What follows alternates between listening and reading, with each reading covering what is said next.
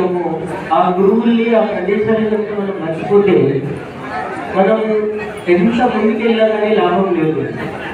So అట్లాంటి పరిస్థితుల్లో ఒక ఆపర్చునిటీ వచ్చినప్పుడు వెలుగుపల్లి ఫోన్ చేయడం జరిగింది. మనం అనంతపూర్లో ఎవరైనా దివ్యాంగులు ఎంటర్ప్రెనర్స్ కావాలి అని అనుకుంటే చెప్పండి, ఐడియా సంస్థ ద్వారా మనము సపోర్ట్ చేద్దాము. నేను ఈరోజు ఢిల్లీ నుంచి ప్రత్యేకంగా ఈ కార్యక్రమానికి వచ్చాను.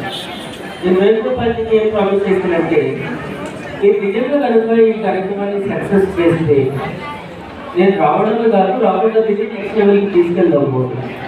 నేను ఈరోజు ఎందుకు వచ్చానంటే, ఆ 70 మంది దివ్యాంగులకు ఎవరికైతే మేము సపోర్ట్ చేస్తాము వాళ్ళందరికీ పరిచయం చేయడానికి వచ్చాను.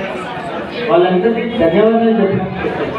ఎందుకంటే ఐడియా ద్వారా గత 4 సంవత్సరాల్లో మేము 10 రాజ్యాల్లో 2000 మంది దాకా ఒక పెద్ద నెట్వర్క్ ఏర్పడుతుంది. దాన్ని ధన్ నెట్వర్క్ అంటాము. ఇప్పుడు అనంతపూర్ ధన్ నెట్వర్క్లో దాదాపు 70 మంది సదస్సులు ఉన్నారు. ధన్ అంటే దివ్యాంగుల హృదయ ఆత్మనిర్భర్ నెట్వర్క్. మన కోసం మనం ఏర్పాటు చేసుకున్న నెట్వర్క్. మనకి ఫ్రీగా వద్దు, మనకు కావాల్సింది కేవలం అవసరమే, మనకు కావాల్సింది కేవలం రెస్పెక్టే, మనకు కావాల్సింది సమానతే అన్నటువంటి భావనతో మనము తయారు చేసుకోగలమా. సో దీంట్లో ఎవరైతే ఐడియాస్ కూడా వచ్చారో ఒక స్టార్టింగ్ ఒక చిన్న సీడ్ ఫండింగ్ ఇచ్చాము.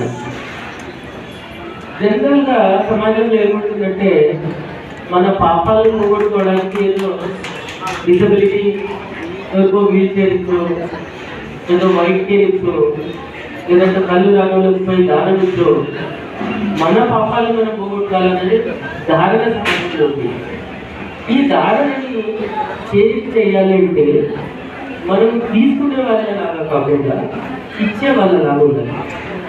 ఈరోజు రీచ్ అయ్యేది కుటుంబ సభ్యులు ఎందుకు ఇచ్చాము, ఎందుకు మరణించాలో అనేది ఆలోచిస్తే దాని ద్వారా మనము సంపాదన చేసి మనము మన ఫ్యామిలీ ఇచ్చే రకంగా ఉండాలి.